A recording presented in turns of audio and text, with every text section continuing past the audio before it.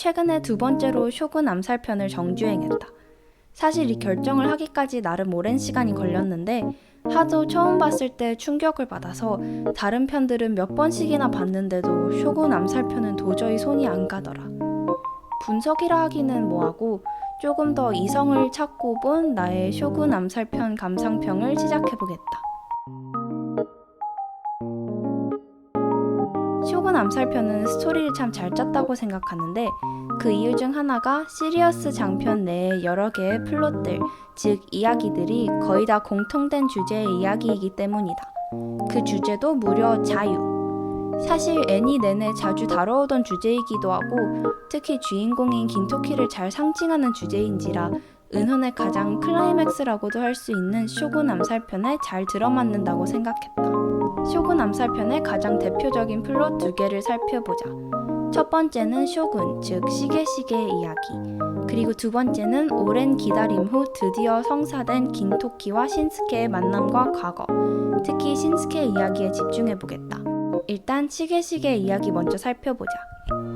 天下国家のことなど何もかも忘れ、こうしていつまでも妹の入れたまずい茶を大げた顔で飲んでいられたらと。 시게시게가 갈망하는 자유는 먼저 본인의 자유다.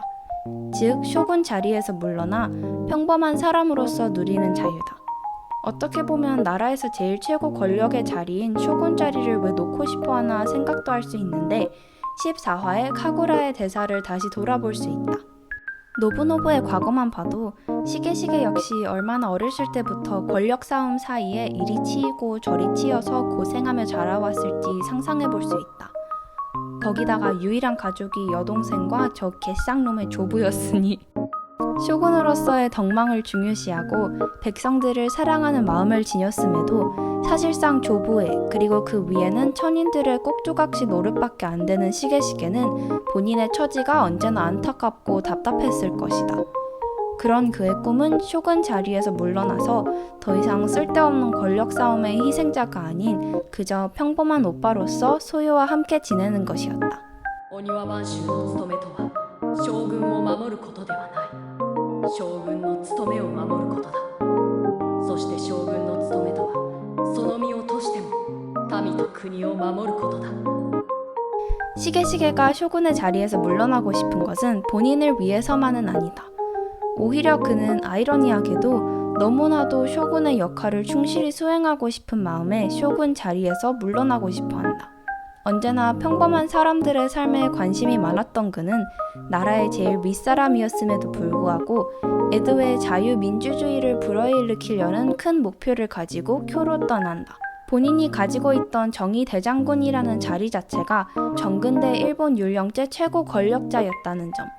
거기다가 은혼 세계관 속에는 천인들이 국가의 권력을 잡고 있으니 이미 철저히 확립되어 있는 위계 질서와 권력층의 존재에 불구하고도 자신이 모두와 같은 시게시게가 될 수 있는 자유민주주의 사상을 밀고 나가려던 시게시게가 참으로 대단하다는 말밖에 안 나오는 것 같다.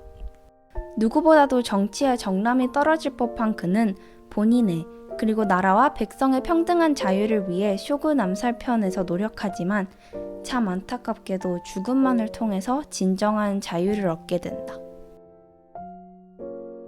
다음으로 신스케 이야기를 살펴보자. 명문가 출신의 애기 신스케는 그에 걸맞는 명문 무관에 다녔었다. 그러나 그는 주변에 싸울 줄 모르는 도련님들을 무시했으며 무엇보다 사무라이로서 정해진 운명의 지겨움을 느꼈다. お家だのお国だののために働き死んでゆくそんな立派な侍にな悪い俺はそんなつまんねえもんになる気はねえよ 하지만 신스케는 정해진 운명의 사무라이가 되고 싶지 않다는 것만 알 뿐 다른 어떤 길이 있는지 모른 채로 방황했다. 그때 만나게 된 게 쇼요. 얻을 이익도 없고 따르는 주군도 없이 본인이 원해서 작은 마을의 아이들에게 글과 무술을 가르치는 자유롭고 따뜻한 봄바람 같은 쇼요를 말이다.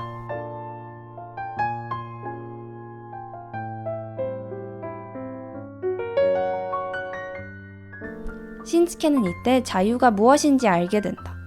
그는 어딘가에 속박된 사무라이가 아닌 정해진 길을 걷는 사무라이가 아닌 자신만의 무사도를 찾고 개척해 나가는 자유로운 사무라이의 길을 걷기로 결심한다. 이때 쇼요는 시게시게와 어딘가 비슷한 말을 한다. 사무라이란 정해진 주군을 위해 정해진 일을 하는 사람이 아닌 자신을 더 발전해 나가려는 의지의 모든 사람을 뜻하는, 즉 그를 배우는 아이들도 싸움 거는 신스케도 모두 사무라이라는 어찌 보면 혁명적인 발언을 한다.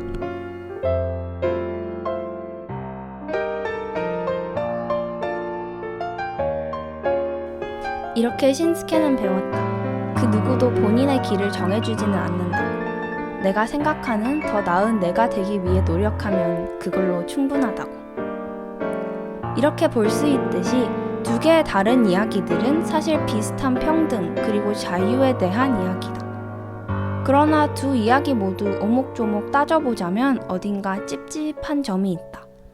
먼저 신스케 이야기로 돌아가 보자면 쇼요는 사무라이를 뭔가 자유의 상징? 이런 식으로 설명하는데 다들 알다시피 역사 속의 사무라이는 자유와는 거리가 좀 있는, 오히려 등장했을 때는 자유 그 반대의 뜻에 더 가까운 존재였다는 것이다. 처음 등장했을 헤이안 시대에서만 해도 그들은 거의 귀족들에게 속박된 경호원 같은 존재였으며 그 후에는 평등과 자유와는 거리가 먼 사회의 지배층이었다. 애니는 애니일 뿐인데 뭐 어떠냐라고 반박할 수도 있지만 사무라이라는 존재가 역사에 실제로 존재했던 집단인데 소라치가 이들을 이렇게 반대로 정의한다는 점은 참 흥미롭다고 해야 하나?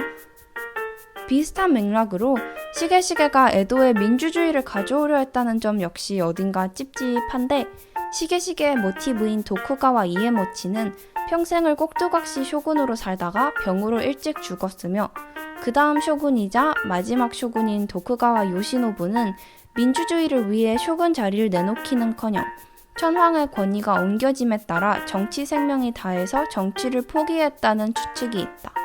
일본의 현대 정치에 대해서도 내 개인적인 의견을 말해보자면 먼저 아직 일본에는 비록 정치적 세력은 거의 없어도 천황이라는 글자 그대로 하늘의 황제라는 자가 존재하며 완벽한 민주주의야 어디 있겠냐만 반세기 넘게 야당이 아무 힘도 못 쓰고 의원 내각제에서는 의원의 힘이 중요한데도 많은 의원들이 엘리트 세습 의원이라는 점을 감안한다면 과연 시게시게가 바랬던 자유로운 민주주의가 오늘날이 돼서도 온 게 맞나 라는 생각도 한번 해본다. 결론적으로 시게시게 이야기가 자유의 이야기가 된 점은 참으로 아이러니하다고밖에 표현할 수 없다. 왜 소라치는 여러 방향으로 역사를 꼬아가면서 이런 아이러니한 자유의 이야기를 한 것일까? 그냥 은혼 특유의 아무 정치적, 역사적 의미가 없는 순전히 재미를 위한 포스트 모더니즘? 아니면 일본의 과거와 현재의 정치 그리고 역사의 엄청난 미화? 그것도 아니라면 그는 일본에서 자유로운 내일을 위한 희망을 녹아넣은 걸지도 모른다. 위의 질문을 어떻게 대답하는지에 따라서 그를 우익 작가로도 볼 수 있고 좌익 작가로도 볼 수 있다는 점이 참 흥미로운 것 같다. 여러분은 쇼군 암살편 어떻게 보셨나요?